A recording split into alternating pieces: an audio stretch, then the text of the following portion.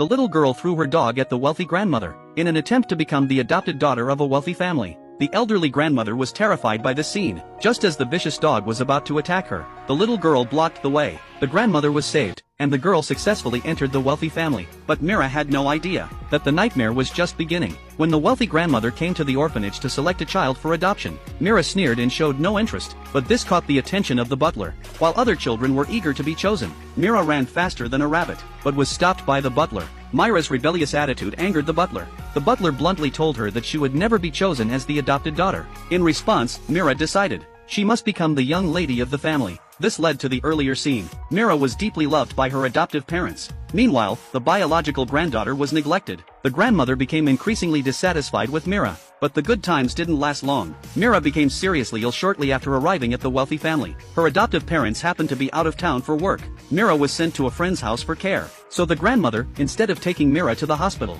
locked her alone in the warehouse. The superstitious grandmother believed the sicker Mira was, the healthier her biological granddaughter, Amy, would become. When Mira first entered the wealthy family, she was taken to a dark room. It turned out that Amy's health was extremely frail, and she could die at any moment. The grandmother was very fond of Amy. To ensure that the cosmetics company wouldn't lose its only heir, she followed the advice of a shaman, and found a substitute to take Amy's fate. To ensure Amy's lifelong safety and health, this substitute was Mira. Through a ritual, the disaster that was supposed to befall Amy was transferred to Mira. Thus, Mira, in her innocence, remained unaware. When the butler visited Mira, he told her not to even think about being the young lady, unless she could live to leave. Only then would he acknowledge her as the young lady. But unfortunately, you're as good as dead. Mira was furious. She knocked over the food, ready to resist. But her weak body was no match for the butler. This time, the butler callously cut off her food and water. Mira, barely hanging on, found a new determination to survive. She started searching for food, going through everything she could eat, eating whatever she could,